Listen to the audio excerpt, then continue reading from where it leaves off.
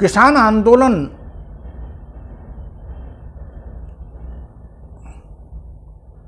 आज इस मोड़ पर है कि सभी संवैधानिक संस्थाएं कटघरे में है। किसान की मांग, किसान की जिद मानी जा सकती है, लेकिन किसान यह जिद क्यों किया है? क्योंकि संसद ने, सरकार ने उसकी लगातार उपेक्षा की और उसे पता है कि एक बार आंदोलन समाप्त हुआ तो सरकार को मनमानी करने से कोई रोक नहीं पाएगा। इस मामले में सुप्रीम कोर्ट क्या किया, सरकार ने क्या किया, पहले देखते हैं सरकार का। सरकार ने इस कानून को राज्यसभा में सारे नियमों को ताक पर रखकर, कहा जा सकता है गुंडई से, पारित करा लिया।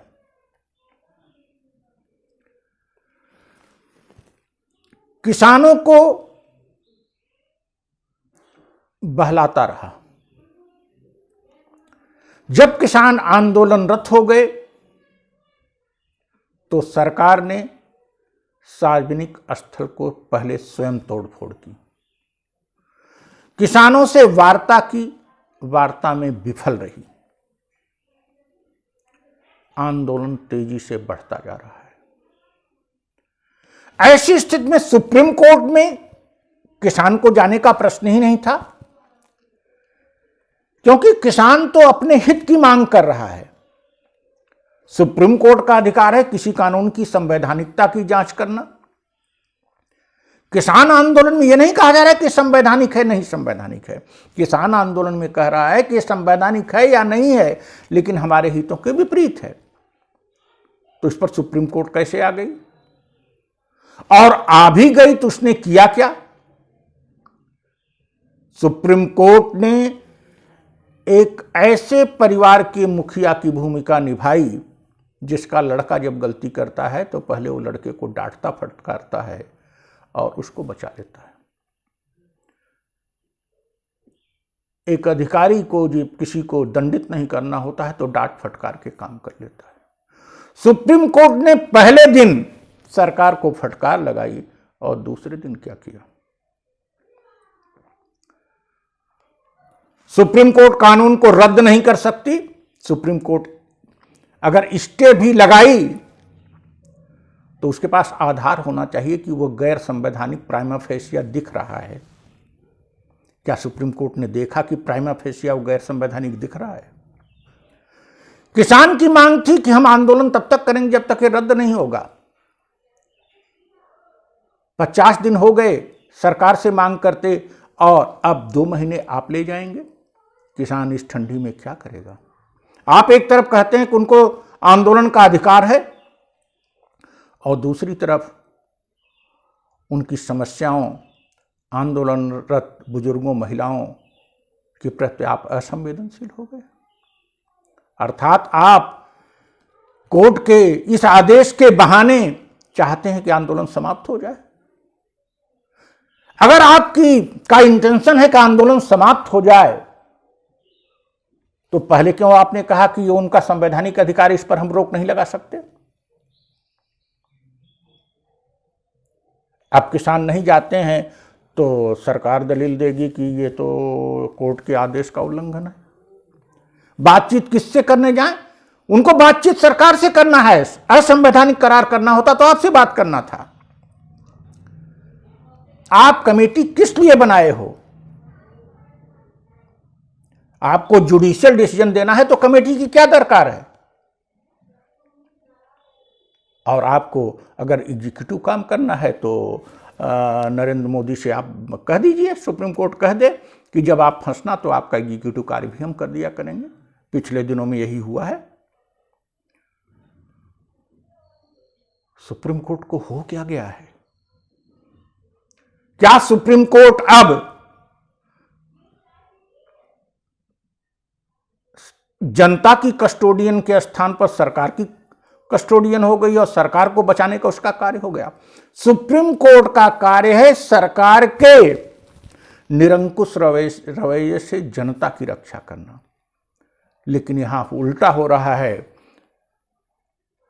जनता के संवैधानिक आंदोलन से सरकार को बचाने का कार्य सुप्रीम कोर्ट कर रही है। बहुत निराशाजनक है। अभी तक तो एग्जीक्यूटिव कार्यपालिका और खास करके नरेंद्र मोदी की सरकार और नरेंद्र मोदी जी की सरकार के पिछलग्गू मंत्रियों, चाटुकार, उनके सदस्यों पर उंगली उठाई जाती थी। अब क्या वो समय आ गया है कि सुप्रीम कोर्ट पर भी प्रश्न उठाया जाए। सुप्रीम कोर्ट को भी याद रखना चाहिए, sovereignty resides in the people of India. संप्रभुता जनता में निहित है। संप्रभुता न तो पार्लियामेंट में निहित है, पॉलिटिकल संप्रभुता निहित है, और न तो सुप्रीम कोर्ट में निहित है, और न तो एग्जीक्यूटिव में निहित है। अगर संप्रभुता जनता में निहित है और जनता के अधिकारों, जनता के हितों को यदि आघात लगने का अंदेशा है सरकार से, उसके लिए सुप्रीम कोर्ट बनाई गई है, तो आपने किया क्या? क्या आपने कोई ऐसी व्यवस्था दी कि यदि किसान आंदोलनरत रहेंगे तो उन्हें क्या मिलेगा? आपने 4 लोगों की कमेटी बनाई है जो विवादित है। अगर आर्बिट्रेशन ही कराना था तो दोनों पक्षों से आप लेते, लेकिन किसान तो पक्षकार ही नहीं था। आप किए क्या हो? सरकार जिस मामले में फंस जाए और सरकार किसी से एक दरखास्त दिला दे और सरकार को आप बचा लीजिए, यही काम है। आर्टिकल 370 पर तो समझ में आता है। अंतर्राष्ट्रीय मामलों में तो हमारे तीनों अंगों को एक कोऑर्डिनेशन बनाने की जरूरत होती है, लेकिन राष्ट्रीय मुद्दों पर इस प्रकार से कार्य करना, चाहे राज्यसभा में विधेयक का पारित हुआ होना हो, चाहे सुप्रीम कोर्ट का निर्णय हो, दुर्भाग्यपूर्ण है। जहां तक किसान आंदोलन की बात है, यह आंदोलन संवैधानिक है। इस आंदोलन में कुछ प्रश्न इसलिए रद्द करने की किसान की जिद है जिसे कानूनी दृष्टि से उचित नहीं माना जा सकता। हम इसकी निंदा करते हैं, परंतु यदि नैतिक दृष्टि से देखिए, व्यवहारिक दृष्टि से देखिए, तो बिना कानूनों को रद्द किए तो क्या एक नए सिरे से समुचित कानून बनाया जा सकेगा? उस खोल में क्या एक मजबूत किसानों के हितों की पूर्ति करने वाला कानून बनाया जा सकेगा? निश्चित रूप से नहीं। क्या इस संवैधानिक किसान आंदोलन को कोर्ट के बहाने समाप्त कराने का प्रयास किया गया तो क्या उचित होगा? क्या किसानों का आक्रोश दबाया जा सकेगा? और यह आक्रोश जो अभी मांग के रूप में है, प्रार्थना के रूप में है, निवेदन के रूप में है और अपने हक की संघर्ष के रूप में है, वह किस रूप में जाएगा? सरकार का निकम्मापन इस आंदोलन को कहाँ ले जाएगा भविष्य में?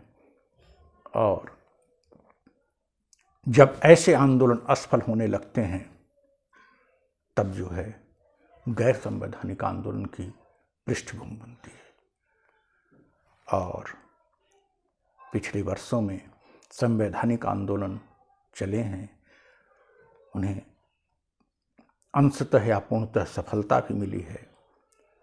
इस परंपरा को यदि बनाए रखा गया तो लोकतंत्र मजबूत होगा और जन कल्याण अधिक सुनिश्चित होगा। हम एक बार फिर अपेक्षा करेंगे कि सरकार को सद्बुद्धि आवे, कम से कम आज वह किसानों की मांग को मान ले कि सुप्रीम कोर्ट ने सस्पेंड किया है, हम रद्द करते हैं, बड़प्पन दिखावे। यह सरकार का काम है, और यदि सरकार ऐसा बड़प्पन दिखाती है और सुप्रीम कोर्ट भविष्य के लिए अपने संवैधानिक दायित्व की सीमा में अपना निर्वहन करती है, तभी देश का कल्याण है। अगर ऐसा नहीं हुआ तो स्थितियां विकट हो जाएंगी, और एक दिन ऐसा आएगा कि लोग न्यायपालिका के हर निर्णय की समालोचना न करके निंदा करेंगे और उसके विपरीत खड़े होंगे। Thank you.